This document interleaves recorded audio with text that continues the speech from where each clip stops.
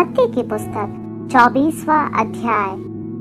जब यीशु मंदिर से निकलकर जा रहा था तो उसके चेले उस मंदिर की रचना दिखाने के लिए उसके पास आए। उसने उनसे कहा, तुम यह सब देख रहे हो ना? मैं तुमसे सच कहता हूँ, यहाँ पत्थर पर पत्थर भी ना छूटेगा जो ढाया न जाएगा।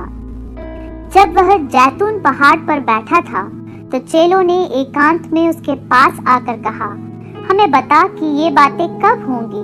तेरे आने का और जगत के अंत का क्या चिन्ह होगा? यीशु ने उनको उत्तर दिया, सावधान रहो, कोई तुम्हें न भरमाने पाए, क्योंकि बहुत से ऐसे होंगे जो मेरे नाम से आकर कहेंगे, मैं मसीह हूँ, और बहुतों को भरमाएंगे। तुम लड़ाइयों और लड़ाइयों की चर्चा सुनोगे तो घबरा न जाना, क्योंकि इनका होना अवश्य है, परंतु उस समय अंत ना होगा। क्योंकि जाति पर जाति और राज्य पर राज्य चढ़ाई करेगा, और जगह जगह अकाल पड़ेंगे और भूकंप होंगे। ये सब बातें पीड़ाओं का आरंभ होंगी। तब वे क्लेश देने के लिए तुम्हें पकड़वाएंगे और तुम्हें मार डालेंगे, और मेरे नाम के कारण सब जातियों के लोग तुमसे बैर रखेंगे।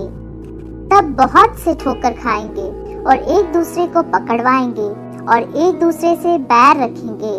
बहुत से झूठे भविष्यद्वक्ता उठ खड़े होंगे और बहुतों को भरमाएंगे। अधर्म के बढ़ने से बहुतों का प्रेम ठंडा पड़ जाएगा, परंतु जो अंत तक धीरज धरे रहेगा उसी का उद्धार होगा। और राज्य का यह सुसमाचार सारे जगत में प्रचार किया जाएगा कि सब जातियों पर गवाही हो, तब अंत आ जाएगा।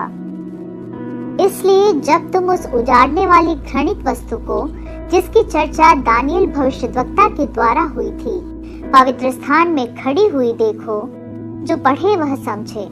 तब जो यहूदिया में हो वे पहाड़ों पर भाग जाए, जो छत पर हो वह अपने घर में से सामान लेने को ना उतरे, और जो खेत में हो वह अपना कपड़ा लेने को पीछे न लौटे। उन दिनों में जो गर्भवती और दूध पिलाती होंगी उनके लिए हाय हाय। प्रार्थना किया करो कि तुम्हें जाड़े में या सब्त के दिन भागना न पड़े, क्योंकि उस समय ऐसा भारी क्लेश होगा जैसा जगत के आरंभ से न अब तक हुआ और न कभी होगा। यदि वे दिन घटाए न जाते तो कोई प्राणी न बचता, परंतु चुने हुओं के कारण वे दिन घटाए जाएंगे। उस समय यदि कोई तुमसे कहे, देखो मसीह यहाँ है या वहाँ है, तो विश्वास ना करना, क्योंकि झूठे मसीह और झूठे भविष्यद्वक्ता उठ खड़े होंगे और बड़े चिन्ह और अद्भुत काम दिखाएंगे कि यदि हो सके तो चुने हुओं को भी भरमा दे। देखो, मैंने पहले से तुमसे यह सब कुछ कह दिया है। इसलिए यदि वे तुमसे कहे, देखो वह जंगल में है, तो बाहर ना निकल जाना, या देखो वह कोठरियों में है, तो विश्वास न करना। क्योंकि जैसे बिजली पूर्व से निकलकर पश्चिम तक चमकती है, वैसे ही मनुष्य के पुत्र का भी आना होगा। जहाँ लोथ हो वहीं गिद्ध इकट्ठा होंगे। उन दिनों के क्लेश के तुरंत बाद सूर्य अंधियारा हो जाएगा और चंद्रमा का प्रकाश जाता रहेगा, और तारे आकाश से गिर पड़ेंगे और आकाश की शक्तियाँ हिलाई जाएंगी। तब मनुष्य के पुत्र का चिन्ह आकाश में दिखाई देगा, और तब पृथ्वी के सब कुलों के लोग छाती पीटेंगे और मनुष्य के पुत्र को बड़ी सामर्थ और ऐश्वर्य के साथ आकाश के बादलों पर आते देखेंगे। वह तुरही के बड़े शब्द के साथ अपने दूतों को भेजेगा, और वे आकाश के इस छोर से उस छोर तक चारों दिशाओं से उसके चुने हुओं को इकट्ठा करेंगे। अंजीर के पेड़ से यह दृष्टांत सीखो, जब उसकी डाली कोमल हो जाती और पत्ते निकलने लगते हैं तो तुम जान लेते हो कि ग्रीष्म काल निकट है।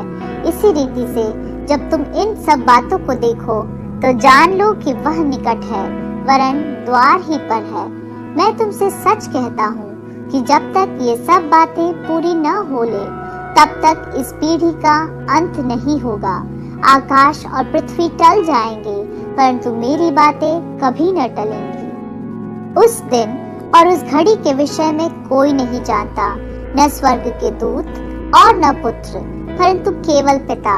जैसे नूह के दिन थे वैसे ही मनुष्य के पुत्र का आना भी होगा, क्योंकि जैसे जल प्रलय से पहले के दिनों में जिस दिन तक कि नूह जहाज पर न चढ़ा उस दिन तक लोग खाते पीते थे और उनमें विवाह होते थे, और जब तक जल प्रलय आकर उन सब को बहा ना ले गया तब तक उनको कुछ भी मालूम न पड़ा।